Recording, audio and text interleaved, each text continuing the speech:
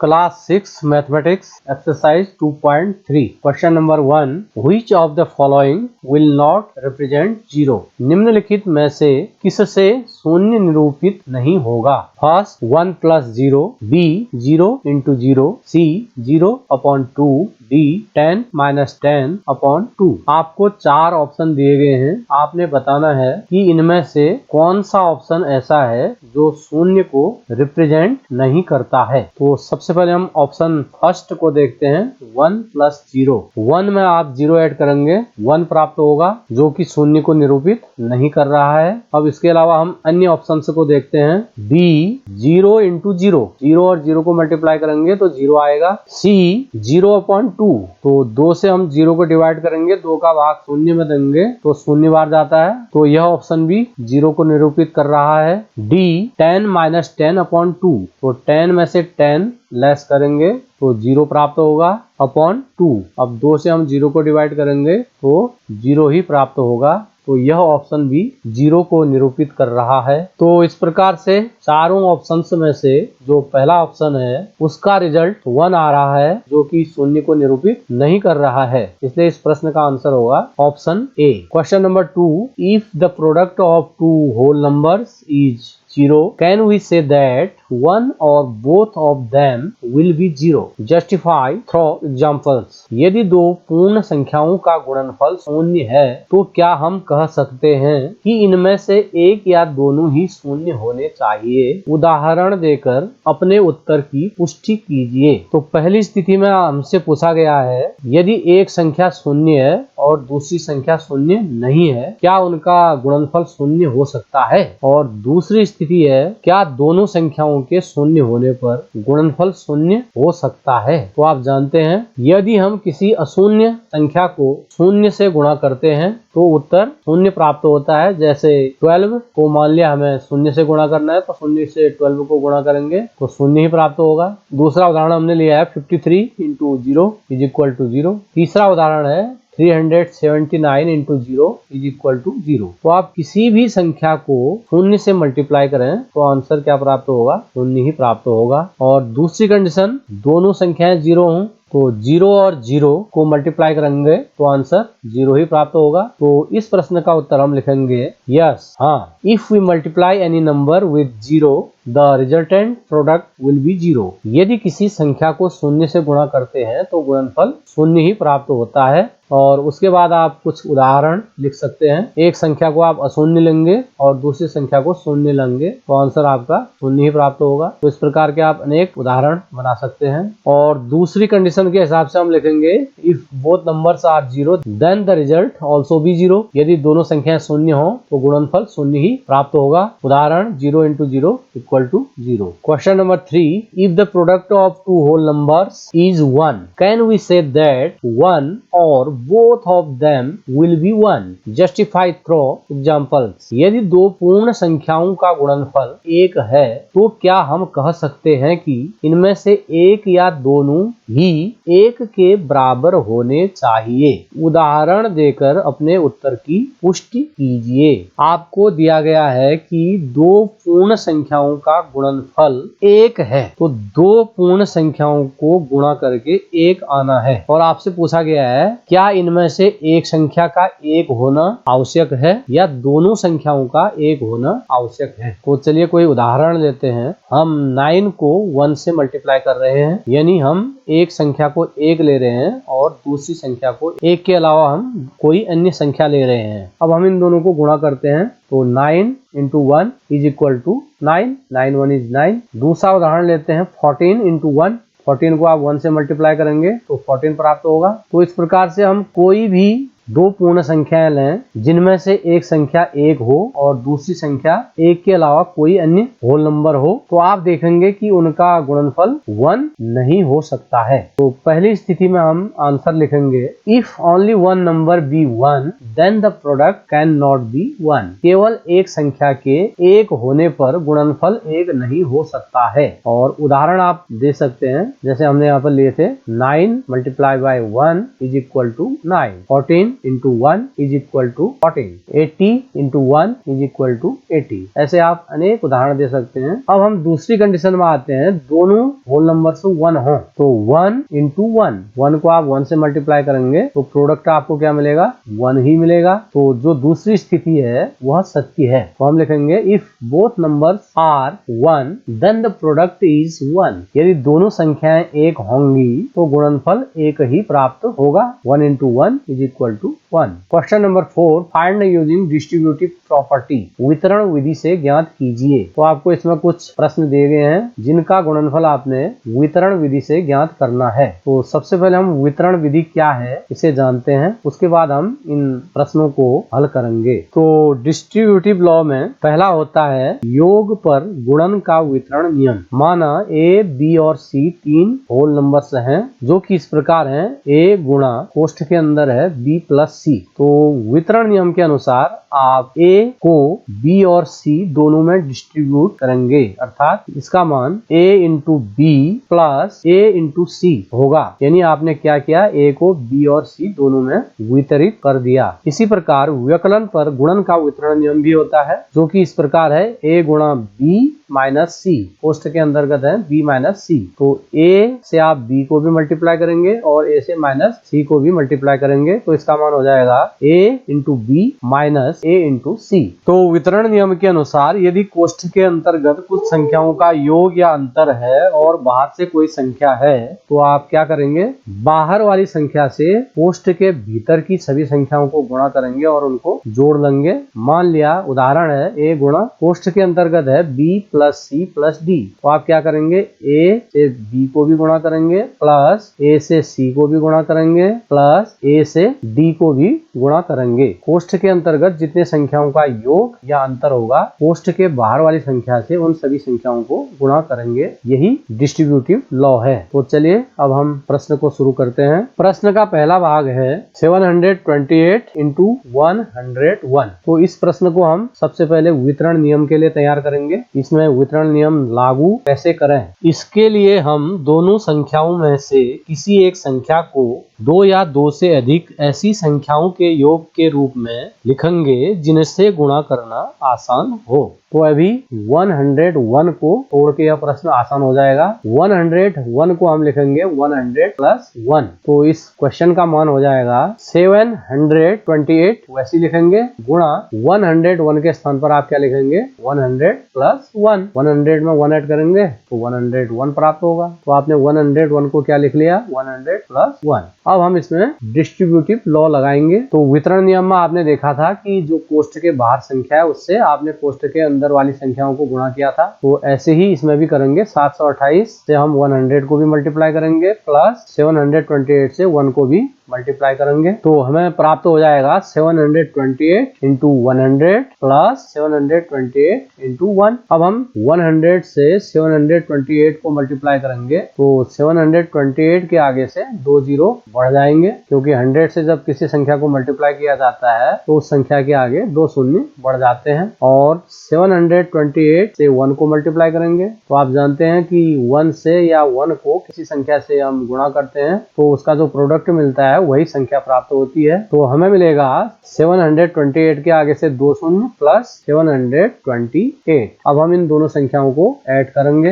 8 में हम 0 ऐड करेंगे 8, 2 में 0 ऐड करेंगे 2, 7 एंड 8 को ऐड करेंगे 15, कैरी 1, 2 और 1 को ऐड करेंगे 3 और 7 का 7। तो हमें प्राप्त हो जाएगा 73,528। तो क्वेश्चन का आंसर आ जाएगा 73,528। बी पार्ट है 5,437 इंटू 1001। तो इस प्रश्न को हम पहले डिस्ट्रीब्यूटिव लॉ लगाने के लिए तैयार करेंगे। हम 1001 को क्या लिख सकते हैं, 1000 प्लस 1। तो 5,437 को हम ऐसे ही लिखेंगे इंटू 1001 की जगह पर हमने लिख दिया है 1000 प्लस 1, क्योंकि आप 1000 में 1 ऐड करोगे तो कितना मिलेगा, 1001 ही मिलेगा। अब डिस्ट्रीब्यूटिव लॉ इसमें लगाएंगे। कोष्ठ के बाहर वाली संख्या से हम अंदर वाली दोनों संख्याओं को मल्टीप्लाई करेंगे तो हमें प्राप्त होगा 5437 इंटू 1000 प्लस 5437 इंटू 1।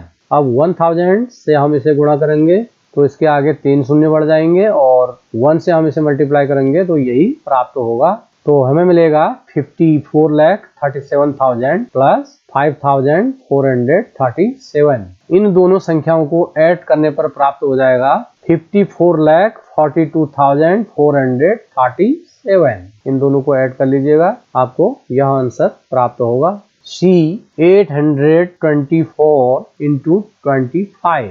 तो सबसे पहले हम वितरण नियम के लिए इसे तैयार करेंगे। तो हम 25 या 824 में से किसी एक संख्या को तोड़ेंगे।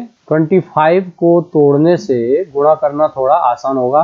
तो 25 को हम लिख सकते हैं 20 प्लस 5 या 10 प्लस 10 प्लस 5, क्योंकि 10, 20 या 5 से मल्टीप्लाई करना आसान होता है। चलिए हम इसे लिख लेते हैं 20 प्लस 5। तो 824 को हम वैसे ही लिखेंगे इंटू 25 के स्थान पर हमने लिख दिया है 20 प्लस 5। अब हम क्या करेंगे, वितरण नियम लागू करेंगे। 824 से 20 को भी गुणा करेंगे और 824 से 5 को भी गुणा करेंगे। तो हम लिखेंगे 824 गुणा 20 धन 824 गुणा 5। अब 20 से 824 को मल्टीप्लाई करने के लिए आप क्या करेंगे, पहले आप एक 0 लिखेंगे, फिर 824 को 2 से मल्टीप्लाई कर लेंगे। 2 4 जार 8, 2 2 जार 4, 2 8 जार 16। और इसी प्रकार 824 को आप 5 से मल्टीप्लाई करेंगे। 5 4 जार 20, 5 2 जार 10, 10 में 2 ऐड करेंगे 12, कैरी 1, 5 8 जार 40, 40 में 1 ऐड करेंगे 41। तो 824 और 20 को मल्टीप्लाई करके आ गया 16,480 और 824 इंटू 5 का मान हो गया 4,120। अब इन दोनों संख्याओं को ऐड कर लेंगे। ऐड करने पर हमें प्राप्त होगा 20,600। This is answer. D 4,275 into 125। तो 125 को हम तोड़ लेते हैं। 100 प्लस 25 या 100 प्लस 10 प्लस 10 प्लस 5 या 100 प्लस 20 प्लस 5। यानी आपको इसे इस प्रकार से तोड़ना है कि जिन संख्याओं से गुणा करना आसान हो जाए। तो चलिए हम इसे तोड़ लेते हैं। 100 प्लस 20 प्लस 5। तो हम इसके स्थान पर 100 प्लस 20 प्लस 5 लिखेंगे। 4,275 को ऐसे ही लिखेंगे इंटू 125 के स्थान पर हमने क्या लिख लिया, 100 प्लस 20 प्लस 5। इन तीनों को आप ऐड करोगे तो 125 ही प्राप्त होगा। अब इसमें हम वितरण नियम लगाएंगे। तो वितरण नियम के अनुसार कोष्ठक के बाहर से जो संख्या है, इससे कोष्ठक के अंदर की इन तीनों संख्याओं को हम गुणा करेंगे। तो यह हो जाएगा 4,275 गुणा 100 धन 4,275 गुणा 20 धन 4,275 गुणा 5। अब 100 से 4,275 को गुणा करेंगे तो इसके आगे 2 शून्य बढ़ जाएंगे और 20 से 4,275 को मल्टीप्लाई करेंगे तो इसके लिए आप क्या करेंगे, पहले एक 0 लिखेंगे, फिर 2 से हम इसे मल्टीप्लाई करेंगे। 2 5 जार 10, 2 7 जार 14, 14 में 1 ऐड करेंगे 15, कैरी 1, 2 2 जार 4, 4 एंड 1 5, 2 4 जार 8। और इसी प्रकार 5 से हम इसे मल्टीप्लाई करेंगे तो 5 5 जार 25, कैरी 2, 5 7 जार 35, 35 में 2 ऐड करेंगे 37, कैरी 3, 5 2 जार 10, 10 में 3 ऐड करेंगे 13, कैरी 1, 5 4 जार 20, 20 में 1 ऐड करेंगे 21। तो हम लिखेंगे 4,27,500 प्लस 85,500 प्लस 21,375। अब आप इन तीनों संख्याओं को ऐड करेंगे तो आपको प्राप्त होगा 5,34,375। This is answer. E 504 into 35। इस प्रश्न में हम दोनों संख्याओं में से किसी भी संख्या को तोड़ें तो गुणा करना आसान होगा। तो चलिए हम 504 को तोड़ लेते हैं। 504 के स्थान पर हम लिखेंगे 500 प्लस 4, क्योंकि 500 में 4 ऐड करोगे तो आपको क्या मिलेगा, 504 मिलेगा। तो 504 के स्थान पर आप लिख लेंगे 500 प्लस 4 इंटू 35 को आप ऐसे ही लिखेंगे। अब इसमें हम वितरण नियम लागू करेंगे। कोष्ठ के बाहर वाली संख्या 35 से कोष्ठ के अंदर की संख्याएं 500 एंड 4 दोनों मल्टीप्लाई हो जाएंगी। तो लिखेंगे 500 इंटू 35 प्लस 4 इंटू 35। 500 और 35 को मल्टीप्लाई करने के लिए आप पहले 2 जीरो बढ़ा लेंगे और 5 से 35 को मल्टीप्लाई करेंगे तो 175 प्राप्त होगा। तो इसका जो प्रोडक्ट आएगा 17,500 मिलेगा। इसी प्रकार 4 से आप 35 को मल्टीप्लाई करेंगे तो 140 प्राप्त होगा। अब इन दोनों संख्याओं को हम ऐड कर लेंगे तो आ जाएगा 17,640। This is answer. Question number 5, study the pattern. निम्नलिखित प्रतिरूप का अध्ययन कीजिए। 1 into 8 plus 1 is equal to 9। 1 2 into 8 plus 2 is equal to 9 8। 1 2 3 into 8 plus 3 is equal to 9 8 7। 1 2 3 4 into 8 plus 4 is equal to 9 8 7 6. 1 2 3 4 5 into 8 plus 5 is equal to 9 8 7 6 5. Write the next two steps. Can you say how the pattern works? अगले दो चरण लिखिए। क्या आप कह सकते हैं कि प्रतिरूप किस प्रकार कार्य करता है? और नीचे से आपको हिंट दिया गया है 1 2 3 4 5 यानी 12,345 को हम लिख सकते हैं 5 time 1 plus 4 time 1 plus 3 time 1 plus 2 time 1 plus 1। तो यदि हम इस पैटर्न का अध्ययन करें तो इसमें हर स्टेप में 4 संख्याएं हैं। यदि प्रत्येक स्टेप के पहली संख्या को हम देखें तो जैसे जैसे स्टेप बढ़ रहा है संख्याओं के अंक भी बढ़ रहे हैं। पहले स्टेप में 1 यानी 1 है, दूसरे स्टेप में 2 अंक 2 डिजिट्स यानी 1 2 है, थर्ड स्टेप में 1 2 3 3 डिजिट है, फोर्थ स्टेप में 4 डिजिट है 1 2 3 4 और फिफ्थ स्टेप में 1 2 3 4 5 डिजिट्स हैं। तो अब आप समझ चुके होंगे कि छठे स्टेप में 6 अंक होंगे फ्रॉम 1 to 6 1 2 3 4 5 6 और प्रत्येक स्टेप में जो दूसरी संख्या है वह 8 है और 8 से फर्स्ट नंबर को मल्टीप्लाई किया गया है तथा प्रत्येक स्टेप का जो थर्ड नंबर है वह स्टेप के अनुसार ही है। पहले स्टेप में +1 ऐड किया गया है, सेकेंड स्टेप में +2, इसी प्रकार तीसरे चौथे पांचवें स्टेप्स में 3 4 5 ऐड किए गए हैं। तो छठे और सातवें स्टेप में भी हम 6 और 7 ऐड करेंगे। और बराबर के बाद यदि हम देखें फर्स्ट स्टेप में 9 है और दूसरे स्टेप में 2 अंक हैं 9 8 और तीसरे स्टेप में 9 8 7 3 अंक हो गए हैं। चौथे स्टेप में 9 8 7 6 4 डिजिट्स हैं और पांचवें स्टेप्स में 9 8 7 6 5 डिजिट है। अंडरस्टूड है कि जो छठा और सातवां स्टेप आएगा उसमें 9 8 7 6 5 4 और 9 8 7 6 5 4 3 होंगे। तो इस प्रकार हम आसानी से छठे और सातवें स्टेप को लिख सकते हैं जो कि होंगे from 1 to 6 into 8 plus 6 is equal to 9 8 7 6 5 4। यह हमारा छठा स्टेप होगा। सेवंथ स्टेप में जो फर्स्ट नंबर होगा वह फ्रॉम 1 to 7 होगा और इंटू 8 दूसरा नंबर होगा प्लस 7 थर्ड नंबर होगा और इक्वल के बाद 9 से लेकर 3 तक हम लिखेंगे। तो छठा और सातवां स्टेप लिखना शायद अब आप जान चुके होंगे। तो यह इस प्रश्न का आंसर हो जाएगा। अब हमें यह बताना है कि यह पैटर्न किस प्रकार से कार्य कर रहा है। इसके लिए हमें हिंट दिया गया है 1 2 3 4 5 को हम 5 time 1 plus 4 time 1 plus 3 time 1 plus 2 time 1 plus 1 time 1 लिख सकते हैं। यह हमें हिंट दिया गया है। यदि इस हिंट को हम देखें अर्थात 5 टाइम 1 4 टाइम 1 3 टाइम 1 और 2 टाइम 1 एंड 1 टाइम 1 यदि हम इसे जोड़ें तो यह 1 2 3 4 5 प्राप्त होगा। तो कहने का तात्पर्य यह है कि हिंट में हमें दिया गया है कि 1 2 3 4 5 के स्थान पर हम इस प्रकार से लिख सकते हैं। तो जो पांचवा स्टेप था वह हमारे पास था 1 2 3 4 5 into 8 plus 5 is equal to 9 8 7 6 5। अब हम हिंट के अनुसार 1 2 3 4 5 इंटू 8 प्लस 5 का मान निकालते हैं। क्या यह 9 8 7 6 5 आ रहा है? तो इसके लिए हम 1 2 3 4 5 के स्थान पर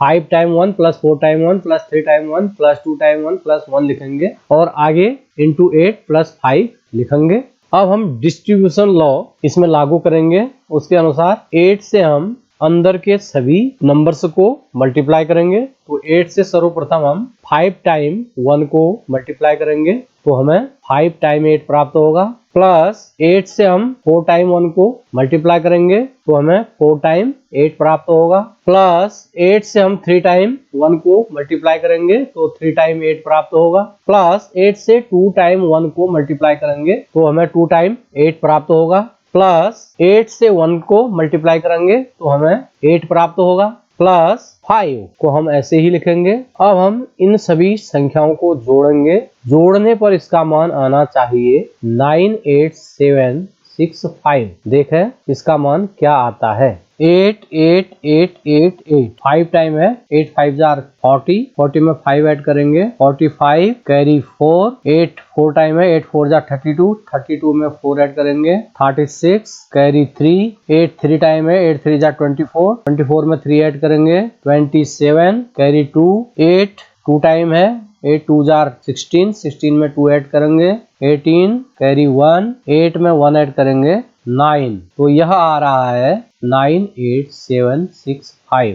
तो इस प्रकार से पांचवें स्टेप को सॉल्व करने से हमें इस पैटर्न के बारे में पता चला कि यह कैसे कार्य कर रहा है। तो पैटर्न की वर्किंग को हम इस प्रकार से लिखेंगे। पहला स्टेप 1 × 8 + 1 = 9, यह ऐसा ही रहेगा। और दूसरे स्टेप में 1 2 × 8 + 2 में 1 2 के स्थान पर हम 2 टाइम 1 + 1 लिखेंगे और × 8 + 2 को वैसे ही लिखेंगे और 8 से अंदर गुणा करेंगे, उसके बाद उसमें 2 ऐड करेंगे तो हमें 98 प्राप्त होगा, जो कि दूसरा स्टेप है। थर्ड स्टेप में हम 1 2 3 के स्थान पर 3 टाइम 1 + 2 टाइम 1 + 1 लिखेंगे और फोर्थ स्टेप में 1 2 3 4 है तो इसके स्थान पर हम 4 टाइम 1 से स्टार्ट करेंगे और प्लस अंत में 1 टाइम 1 तक इसे हम लिखेंगे। इसी प्रकार फिफ्थ स्टेप में हम 5 टाइम 1 से स्टार्ट करेंगे और +1 तक ले जाएंगे और छठे स्टेप में 6 टाइम 1 से स्टार्ट करेंगे +1 तक ले जाएंगे और सातवें स्टेप में